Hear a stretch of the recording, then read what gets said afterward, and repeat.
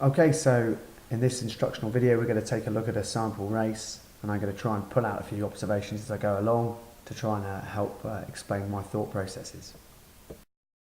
Okay, so let's take a quick look at the race course. What you're seeing here is a plan view of Chew Valley Lake, and the race was in the northern part, the top part of the lake, with a start line which is two transits from the shore going out to an inner distance mark and an outer distance mark. That's the blue line with the start line written by it, going up to mark 1, so it's a beat up to the first mark, and then more of a sort of a very broad reach down to the second mark, and then a tighter reach across to mark 3 with another beat back up through the gate and up to mark 1.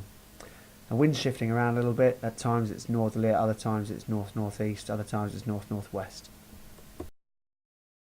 Let's take a quick look at some of the strategic factors in this wind direction. So I've overlaid in black the areas of the lake that racers aren't permitted to sail in.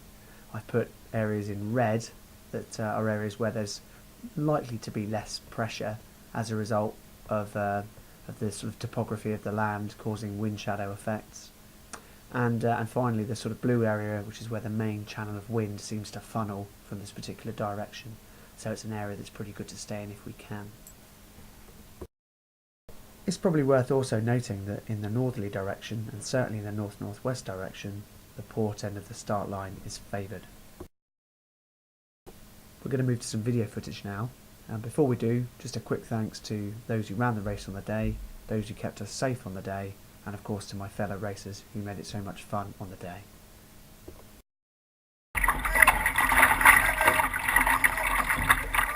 In the background audio you should be able to hear me counting down the time for a fellow sailor that's missed the warning signal, and that in itself sets out the importance of getting accurate timing for the start. In this sample race the port end of the line is quite biased, and with a minute to go I'm around about midline, so I know I've got to make my way down to the port end pretty quickly. Now I'm on the ley line for the port end here, which is a good place to be, a sensible place to be, and I'm working pretty hard now to get down there in time. Having got myself to a position where I feel comfortable that I'm going to be able to make the port end of the line, I then look to control my speed, whilst retaining enough speed to be able to make manoeuvres. I'm looking to control my speed such that I can make a start at the port end. At the same time, out of shot of this picture, somebody else has tacked in from a port tack position and has pinched the favoured spot at the port end. It's going to make it difficult for me. And I've taken the judgment with only a couple of seconds to go that I can get over the top of this port tacker and cross the line. Unfortunately, my judgment is out by a split second. I'm so close to the race officer, I'm always going to be called over the line. Despite the OCS, being at the favoured end of the line on such a biased line means that, with a positive recovery and a good piece of boat handling, sometimes you can get back in the race straight away and even cross in front of boats that started further down the line, more towards the starboard end. Now that I'm sailing in the right direction again, you can see that I'm just adjusting a few sail controls to try to get the balance of power in the rig correct for these conditions. And hopefully you can see the boat is flat in terms of its trim, and if anything there's ever so slight windward heel.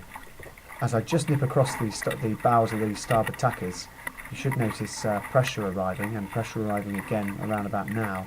Notice the dropping of the sheet followed by the pulling on of the kicking strap as I now adjust to an increased amount of pressure. Also notice that the boat doesn't really heel at any of this at this time particularly. If it does, I'm trying to respond very fast. Having got through the first 100 yards or so, in club racing it's entirely possible that you're not that far from the windward mark now, but certainly even in any sort of racing after 100 yards, you need to ensure that you've got more of a broad focus, and you can be you're looking at where you're going, thinking about where you wanted to go, where you are with respect to the windward mark. Are you downwind of it? Are you near the run line, or are you out to one side or the other? it's important to now be thinking strategically and getting your head out of the boat. Coming up now, you're going to see a great example of somebody who thinks they understand upwind strategy, and that's me failing to apply it themselves. So in this situation, I'm currently I've just been tacked on by the race leader. At the moment, I've been gaining places and I'm going in the direction I wish to go, but I've just been tacked on and I've got to make a decision. So just to remind you, all this looking at the plan view, I'm currently on port tack and I'm just heading into that sort of wind channel, the blue channel. I want to keep going and stay in that channel if I can, but I've just been tacked on, and my options are: do I just hang on in there, maybe lose a little bit of speed as I'm in some dirty air? Do I foot off below that guy and carry on going right, or do I sort of respond to being tacked on and let myself be controlled by tacking off onto starboard and heading out of that wind band and back towards the shore? So let's take a look at what I do, and you've probably guessed already that I'm going to put a tack in. Let's take a look.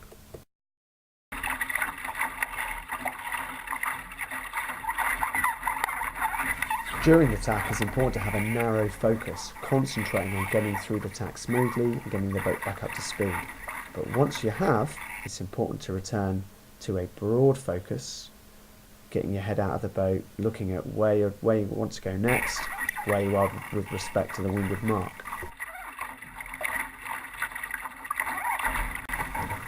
Now, up until around about now, I've actually been making gains over the boats around, and you're going to see in a minute that I've made a gain over the green boat and its partner that had just crossed my stern a minute ago.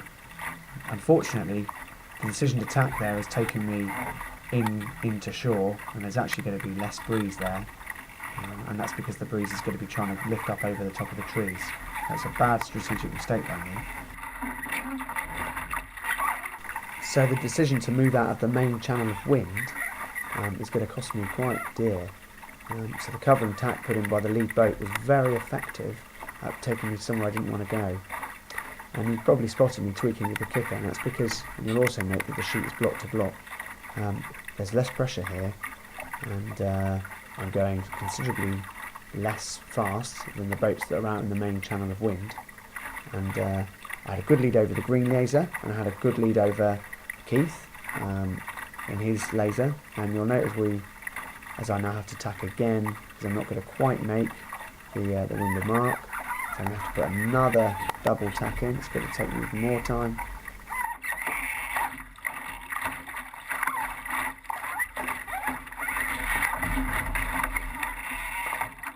And if you watch this through, you'll notice that the green laser, which is Phil, is going to have made a very large gain on me, and Keith has also made a very, very significant gain, and I'm fortunate that he doesn't force me to tack. He's got enough room to get round the mark. Okay, so I'm going to stop it there because now is a critical time in the race. We've gone round the windward mark, we've borne away to go downwind. It's really important that ideally before we've got to the windward mark, if we can, we're thinking about strategy for the downwind leg. So let's take a look at a plan view of the course. We've just gone round the windward mark. We're heading to the second mark, which is a fairly broad leg. It's a sort of broad reach, very, very broad reach. Now on this map, the red zones indicate the areas where there's less breeze due to wind shadows or other effects, and the blue band represents probably where the stronger wind is funneling. Okay, so what I'm going to do now is put 3 routes, a high, a medium and a low. The first one is a go high option, and this is a very classical option for those of us who are trying to defend our clean air from those trying to attack from behind. So the sailors that are behind quite often try and pinch our wind by sailing over the top. That leads to us sailing higher to defend our clear air, and so on and so on. The trouble with it is, of course, we end up sailing a much longer distance than we would otherwise have to, and in this particular case it also leads us to sailing into the lee of an island, which means there's less pressure, and also of course we come in very slow on a dead run to the mark at the end, and that makes us vulnerable to the people who have sailed this course, who have gone straight to the mark and who would have inside rights on this starboard rounding. So this is following the rum line to the mark. It's the shortest route. And if you've got nobody behind you, or there's a good gap between yourself and those behind you, it's a good option. And finally, this is a go low option. This is quite a nice option in that it allows us to stay in the sort of wind channel for as long as possible. It may allow us actually to break away from the boats that have sailed high as well, if we're in a pack. And also we come into the mark nice and quickly, and we have got right at the mark. Okay, so here we go. Fascinating situation. I've got Keith to leeward of me. He's in a good position. I've got 3 boats just rounded behind me. They're going to be able to form a very effective wind shadow to any boat that, like in my situation, that's to leeward of them. Any pressure that comes down the lake, they're going to get first. So they're in a very good position to pinch my wind and sail straight over the top of me and put me to the back of the pack. I've also got a lead boat that's probably 15 or more seconds ahead going around that windward mark. He's got a really good lead, and I know that if I try to defend my air by sailing high, then all I'm going to do is take the fleet with me, and that guy who was 15 seconds ahead is going to be 30 or more seconds ahead of the mark, and I can kiss goodbye to any chance of winning this race. So I don't want to go high, because that's not in my interests in terms of catching the guy up front. It's just going to make us all sail a long course, and we're going to end up in the lee of the island. Equally, I don't really think I can sail the rum line, because these guys right behind me, if I sail the rum line, will more than likely just keep me in their dirty air, and they'll sail straight over the top of me. So my best option, it would appear at this stage, is to try, if I can, to break very low, to sail really, really low.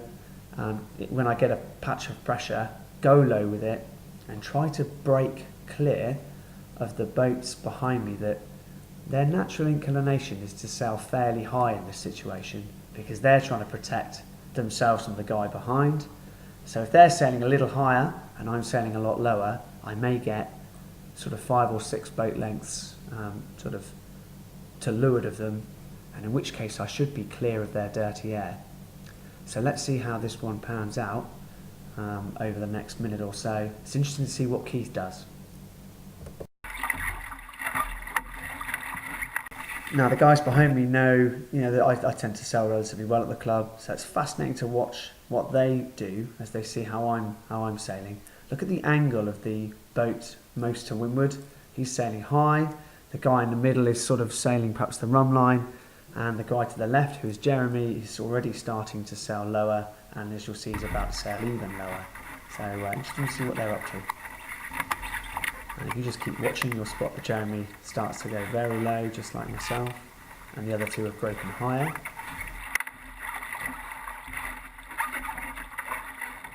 And we've got a great example here by Keith of using someone's stern wave to make good progress downwind, and Keith is really making good use of my stern wave, surfing up underneath my boom there. Great technique. It's a challenge for him, as you just see there, for him to stay on that stern wave. But he'll have another go in a minute, and you can see if he can get on another of my stern waves, which I think he will. And you'll see him again surf up underneath my leeward side. Really good technique from Keith. And if he could have carried on doing that, he may well have gone on to have had a spectacularly good downwind leg. But under a little bit of pressure, Keith opts to sort of start heading up a little bit more towards the mark, while I continue to go low. And that's a decision that's going to largely govern the result of this downwind leg. Now, as I say, I'm sailing fairly low, so it's quite very much at a run for me. And you can watch, hopefully you can see the inclination of the boat there, as I try to use any pressure I get. I ease the sheet, just did it again there, easing the sheet to just try to make the boat death roll to some extent, to try to encourage the boat to roll naturally to windward, and that helps me to bear away without having to use the rudder. So I'm really sailing low here, and you can just see Keith there, just barely through the kicker. So he's now sailing quite high relative to me, or perhaps better to say I'm sailing very low of the rum line now. And this is what I was hoping. I was hoping that Keith would be a little distracted by the guys behind. Perhaps psychologically, he's had one person sail over the top, which was me, and that's making him feel a little bit under the pressure, under the cosh, and he's now trying to defend his position from those behind, who he knows are light sailors and quick sailors like Phil Pacillo. So It's a difficult position for him, and he's been sort of sucked into going higher. That's great news for me because they're all now tussling out and sailing a little higher. I've broken low, and I'm probably now clear of the boats behind in terms of their wind shadow. So I'm going to be sailing pretty fast now, and I should be in a good position to round the mark in a good position. And there's a little bit more pressure coming now. You can see the sort of darker water and little white horses. And I'm taking this pressure really low as I really seek to break away from the fleet. And you can watch my upper body there as I use my sort of transfer the weight across the boats. Just try and keep it really, I would say not on a knife edge, but just keep the boat going as fast as it can. Keep it flying downwind in this pressure. Take the pressure low whenever I can. There's nobody sort of, I've got nobody shadowing me at the moment. There's nobody there who's blocking my wind, so I've got clear wind. I've got to take full advantage of that. Because on a downwind leg, really the advantage is to the boats behind. So I'll do well if I can get to this mark ahead of those boats. And you can just spot me shooting in there.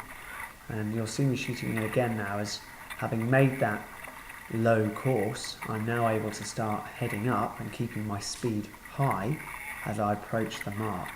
And you'll probably see me again in a minute, altering course again. So when I do that, you'll spot me just there I go, very delicate. I've just sort of encouraged the boat to roll slightly to leeward, which caused the boat to head up, and I shoot it in.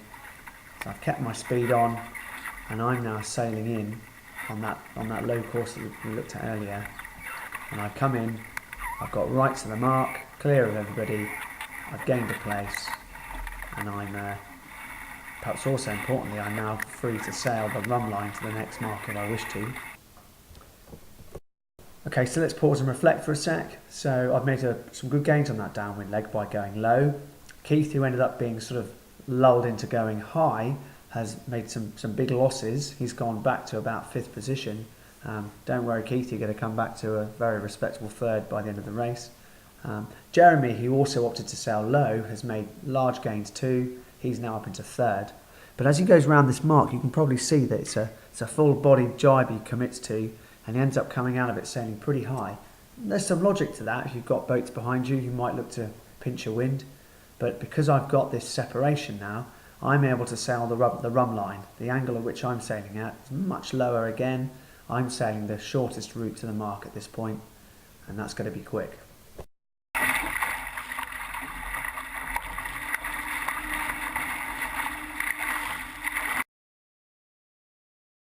Okay, so if we pause it again, it's interesting to observe that a really fast off-wind sailor, and that's Phil Pachullo in the green laser, is determined to not get sort of pulled up to windward by the competition around him.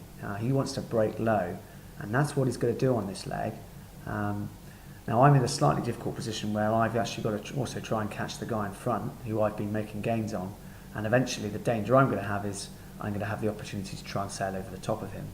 But let's see how Phil gets on.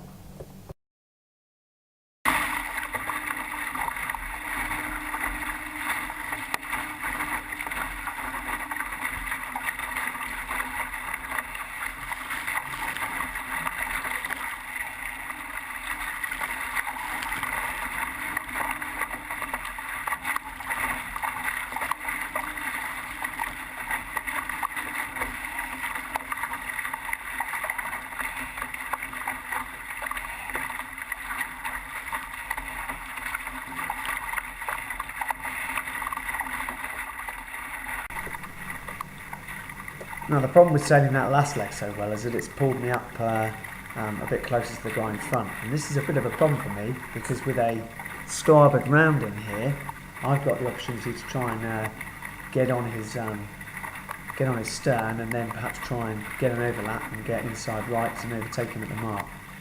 Now really I think, in all honesty, I was probably never going to be able to do this, and so I'm going to get drawn into a private battle now, which is only going to cause me trouble because I'm going to lose a lot of time on the boats behind, and I'm not going to achieve what I set out to achieve. Now Phil Pachullo, who is the guy who's gone very low, and look how low he is now compared to me, and look how high I'm sailing compared to the run line. This is just extra distance, and it's going to mean I end up sailing into the mark eventually on a run, which is going to be very slow. So it's a really poor piece of decision making by me here, and you're going to see in a minute the enormous gains that, because he's gone low, that Phil's going to have made, not just with respect to me, but also with respect to the guys he was sailing with at the second mark. And you can start to see this now, that Phil has broken well clear of the boats behind him. An excellent piece of sailing by him. And he's closed the gap up on me. I'm still foolishly sort of sailing too high here. And Phil is going nice and low, taking that pressure that he's got, that I haven't got low. And you can see the gains he's making here, as I eventually have to give up, ease my sheet, and come in I'm now sailing on a very broad angle, pretty slow into the mark, and I have to make my mark round it. Here I go, and around the mark I go, try and duck under the flag as best I can. So by having the courage to sail low, Phil has made really big gains, and I've been drawn into a bit of a competition, and I've made losses relative to Phil for sure. Now let's take a look at the strategy now for going upwind. Well, we're going around the third mark now, and we're going to beat back through the gate and up to the line. In doing so, I really want to try and stay clear of that red zone, and that's the area that's in the lee from the north of a relatively large hill and of the land. So I'm going to attack pretty quickly, and let's see if that pays off for me. So given those strategic considerations, I'm going to opt to tack nice and quickly. That's going to keep me out of that red zone, the area of low pressure or less pressure to the south of that large hill. And also, because this is a port tack, long leg to the line, it's better to sail the long tack first, tactically. So I'm just trimming now, so a bit of out all on, and a bit of coming along, because I think there's quite a bit of pressure down here. And I'm sort of making sure now that I keep the boat flat, with plenty of trimming of the main sheet in and out as necessary to keep the boat flat. Remember, don't cleat that main sheet, that's what your arms are for. But once I'm through that bit of pressure, I sense that the wind is easing again, so you should start to see me now looking to change the balance of power again. So I ease the kicker and I ease off the Cunningham. Interestingly, when I do that, there's a lot more power in the rig again, and actually I'm having to ease the sheet to deal with the fact that there's now more power in the rig. So it's a difficult balance.